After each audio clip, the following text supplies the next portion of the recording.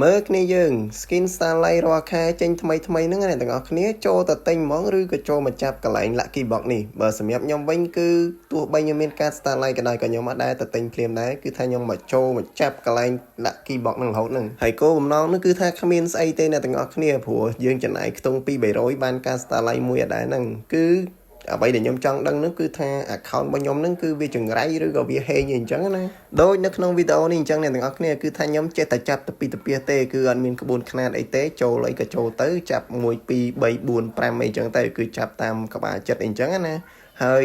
តតែពេលលទ្ធផលទៅគឺខ្ញុំទទួលបានកាត់ Starlight មួយដែរគឺខ្ញុំចំណាយអស់200ពេជ្រអីអញ្ចឹងគ្នាយើងបន្ទាប់ពីចាយអស់200ពេជ្របានកាត់ Starlight មួយហើយចាំការទៀតចូលមកទិញហ្មងទៅហើយ skin Starlight របស់ YVE ខែហ្នឹងអ្នកនរគ្នាគឺថាមានពណ៌ផ្កាឈូកមានរូបផ្កាឈូកគឺថាស្អាតខ្លាំងមែនតើអ្នកនរគ្នាអាចមើលបានគឺលយខ្លាំងមែនតើហ្មងអ្នកគ្នា